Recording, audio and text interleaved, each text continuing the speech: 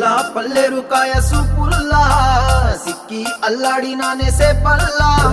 పసిడి పచ్చాని అరసేతుల్లా ధర పోస్తా ప్రాణాలు తానే అడగాల సీతా